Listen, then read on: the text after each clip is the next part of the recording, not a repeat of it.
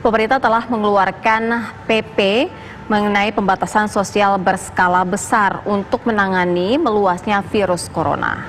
Ya, untuk mengetahui atau lebih detailnya bagaimana penerapan dari PSBB ini, kita sudah terhubung dengan Kepala Kantor Staf Presiden, Bapak Muldoko. Assalamualaikum, selamat sore Pak Muldoko. Assalamualaikum. Baik, selamat sore. Assalamualaikum warahmatullahi wabarakatuh. Waalaikumsalam warahmatullahi wabarakatuh. Pak, bisa dijelaskan Pak, bedanya PSBB dengan lockdown Pak?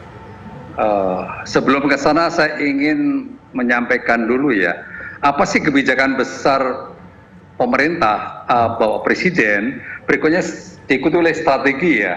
Nah, nanti dari situ akan mengalir ya. Begini, ada 3 kebijakan besar yang dijalankan oleh Presiden ya. Yang pertama adalah bagaimana rakyat itu harus selamat ya menghadapi COVID ini. Itu dulu, rakyat selamat ya. Apapun situasinya, pemerintah akan berusaha semaksimal mungkin agar masyarakat selamat dari COVID-19. Berikutnya yang kedua adalah jaminan ya pengamanan sosial atau jaminan keamanan sosial itu berkaitan dengan rakyat jangan sampai lapar. Berarti jaminan bisa makan. Berikutnya yang ketiga adalah jangan sampai rakyat tidak bekerja. Ada perusahaan-perusahaan yang tutup, khususnya UMKM ya. 3 hal ini dulu dipahami ya. 1, rakyat harus selamat. Yang kedua, jaminan pengamanan sosial harus berjalan dengan baik. Yang ketiga adalah UMKM harus bisa bekerja. Berikutnya strateginya. Di dalam rangka menghadapi COVID-19, strateginya yang dijalankan adalah yang pertama, pemerintah mengeluarkan Perpu, Berikutnya itu berkaitan dengan aspek sosial dan ekonomi. Untuk COVID itu sendiri, pemerintah mengeluarkan PP 21 tentang PSBB. Itu ya. Apa isinya PSBB itu? Yaitu berkaitan dengan peliburan sekolah dan tempat kerja. Berikutnya pembatasan kegiatan keagamaan. Yang ketiga adalah pembatasan kegiatan di tempat atau fasilitas umum.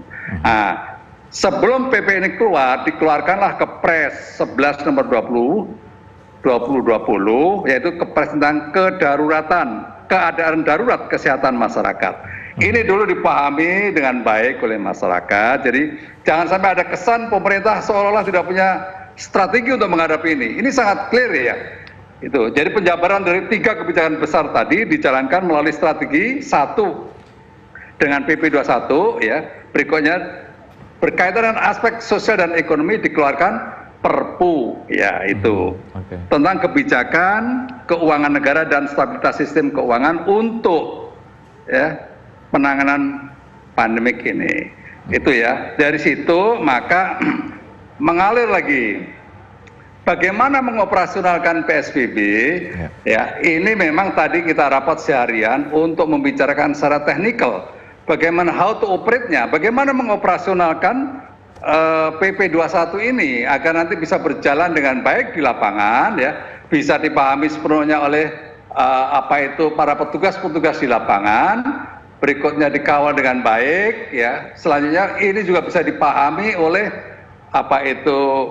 pemerintah daerah dan rakyatnya sehingga PSBB ini nanti bisa berjalan secara efektif. Itu dulu ya. Ya, lalu hasil dari rapat tersebut mengenai operasionalnya seperti apa nih Pak? Ya, secara teknikal ini lagi disusun ya, karena ini sangat-sangat teknik ya. Tapi setidak-tidaknya ada ya fasilitas-fasilitas untuk pelayanan umum tidak boleh berhenti. Itu seperti bagaimana listrik, air, pelayanan terhadap perbankan, pelayanan terhadap bahkan kita pikirkan untuk sampah bagaimana dan seterusnya. Intinya adalah fasilitas-fasilitas umum, pelayanan umum harus tetap bisa berjalan dengan baik. Tetapi juga ada pembatasan ya. Pembatasan itu juga nantinya akan dideklarasikan agar masyarakat semuanya tahu, oh ini tidak boleh, ini tidak boleh, ini tidak boleh. Intinya adalah ya bahwa ini pembatasan sosial, tetapi terhadap bagaimana persoalan-persoalan yang lain itu harus bisa berjalan dengan baik.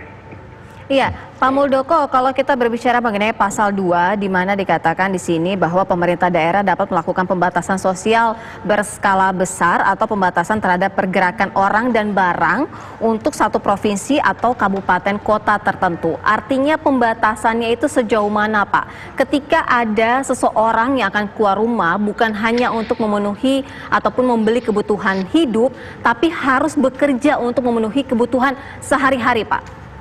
Ya, begini, tidak bisa serta-merta kepala daerah itu menentukan atau memutuskan PSBB. Ada prosesnya. Prosesnya adalah ya dari kepala daerah mengajukan kepada Kementerian Kesehatan selaku otoritas dalam hal ini, ya, yang pemegang otoritas. Berikutnya dari Kementerian Kesehatan akan konsultasi kepada gugus tugas COVID. Setelah itu baru diputuskan, oke, daerah ini dinyatakan PSBB. Ada alasannya, ya alasannya pertimbangan yang mendasari adalah yang pertama harus epidemiologis, yang kedua besaran ancamannya seperti apa, berikutnya efektivitas penanganannya bagaimana, sumber daya yang dihadapi, yang dimiliki, teknik operasionalnya seperti apa, ya, pertimbangan politik, ekonomi, sosial dan keamanan, pertahanan ini juga menjadi pertimbangan. Itu tidak serta-merta. Untuk itu tadi juga dibicarakan ada sebuah checklist yang disiapkan agar nanti memudahkan untuk membuat keputusan. Oke, Pak. Gitu Pak Muldoko, tadi saya menangkap penjelasan Anda tadi bahwa nanti ada laporan dari masing-masing wilayah, kemudian sampai menuju ke gugus tugas sehingga daerah ini diberlakukan PSBB. Artinya ada nanti ke depannya beberapa daerah atau beberapa wilayah yang tidak semua diberlakukan PSBB, begitu ya Pak Muldoko berarti ya? Oh ya, pasti nggak semua wilayah, karena akan tadi tuh apakah bersifat meluas atau tidak, dan pertimbangan-pertimbangan yang lain tadi seperti yang saya sampaikan ya. Gitu. Iya, Pak Muldoko, artinya ketika suatu wilayah sudah diberlakukan PSBB, ketika ada seseorang yang akan keluar rumah, apa yang akan jadi konsekuensinya? Apakah ada tindakan tegas atau akan ada berupa screening terlebih dahulu, seperti apa, Pak? Ya, kalau sebenarnya Pak, sebelumnya Pak Kapolri sudah mengeluarkan maklumat Kapolri. Di situ berupa himbauan. Nanti dengan berjalannya PSBB ini itu lebih ada ketegasan lagi ya. Tapi tentunya sosialisasi yang paling penting diutamakan. Untuk itu nanti seluruh unsur yang ada di wilayah ya, mulai dari pemerintah daerah ya, Satpol PP, ada Babinsa, ada Babin Kamtipmas, semua tokoh-tokoh masyarakat dan yang lain-lain, semuanya bersatu padu untuk mensosialisasikan apa itu PSBB dan bagaimana harus diikuti oleh masyarakat. Risiko-risikonya juga harus disampaikan. Kenapa ini harus dijalankan? Karena bagaimana sudah gampang gitu ya, menjaga jarak. Jangan masuk dalam kerumunan, berikutnya mencuci tangan. Hal-hal yang seperti ini kalau dijalankan dengan baik dan disiplin, maka kita sebenarnya terhindar itu dari COVID ya. Tetapi persoalan kita adalah memang masyarakat itu perlu didisiplinkan. Untuk itu maka ada tindakan-tindakan yang lebih keras lagi, dalam arti apa itu melarangnya ya. Untuk ada tindakan lebih tegas seperti itu.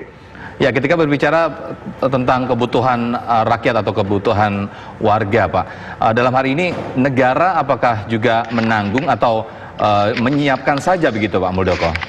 Tadi seperti yang saya sampaikan, kebijakan besar yang kedua, ya, jaring pengaman sosial. Di dalam jaring pengaman sosial itu, pemerintah mengeluarkan banyak yang kebijakan-kebijakan insentif kepada masyarakat, ya. Untuk kesehatan sendiri, dalam rangka menghadapi COVID itu pengeluaran pemerintah ini 75 triliun. Ya. Berikutnya di bidang jaring pengaman sosial, ini 110 triliun akan digelontorkan oleh pemerintah. Khususnya terhadap teman-teman kita yang para pekerja informal, ya, itu pekerja-pekerja yang mereka sehari-hari seperti tukang bakso, berikutnya pedagang kaki lima, berikutnya ojek dan seterusnya. itu adalah pekerja-pekerja informal yang mendapatkan atensi dari pemerintah. Mereka nantinya ada skema-skema yang akan diberikan ya. Di antaranya ada kartu prakerja nanti bagi mereka-mereka yang bekerja PHK di antaranya dan dia tidak ikut dalam skema BPJS, maka mereka-mereka ini nanti bisa mengikuti kartu prakerja. Ya, kartu prakerja digelontorkan nanti dari 10 triliun menjadi 20 triliun.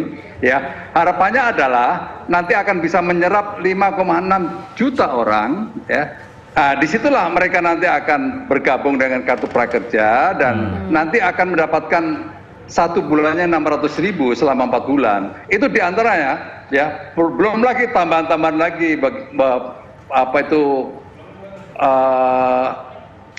sembako, kartu sembako ditingkatkan jumlahnya dan besaran uangnya dan seterusnya ya. Ya, Pak Muldoko, diperkirakan seberapa efektifkah ini PSBB dalam menurunkan orang yang terjangkit virus corona, dan adakah target dan kurun waktunya? Ya, satu ya. Ini kunci keberhasilannya. Yang pertama adalah tingkat kesadaran masyarakat yang tinggi dan disiplin. Itu poin pertama. Apapun kalau masyarakat tidak disiplin dan tidak memiliki kesadaran yang tinggi, maka itu juga percuma. Berikutnya yang kedua adalah ketegasan aparat. Mereka tahu persis apa yang dilakukan dan tidak dilakukan. Ya, semuanya bekerja sama dengan baik, pemerintah daerah, TNI, Polri, dan seterusnya. Tokoh-tokoh itu bekerja sama dengan baik. Berikutnya yang ketiga adalah agar masyarakat itu bisa merasa tenang dalam kehidupannya. Dia masih bisa memiliki harapan hidup yang baik, ya. Pelayanan-pelayanan umum tadi bisa berjalan seperti biasanya, sehingga masyarakat tidak resah dan seterusnya. Karena kita semuanya, pemerintah telah menyiapkan dengan sebaik-baiknya untuk menuju ke sana. Jadi apa yang telah disiapkan oleh pemerintah itu betul-betul dipikirkan. Kira-kira nanti kalau ini diberlakukan, ya, penyangganya sudah siap belum? Untuk itulah di dalam sidang kabinet kemarin dinyatakan dengan tegas oleh Bapak Presiden supaya disiapkan dengan sebaik-baiknya jaring pengaman sosial ini agar nanti masyarakat bisa menghadapi situasi itu dengan tenang. Itu kira-kira. Baik, terima kasih Pak Muldoko atas waktunya, Terima kasih, Kepala Pak Kantor Muldoko. Staf Presiden. Selamat sore, Assalamualaikum.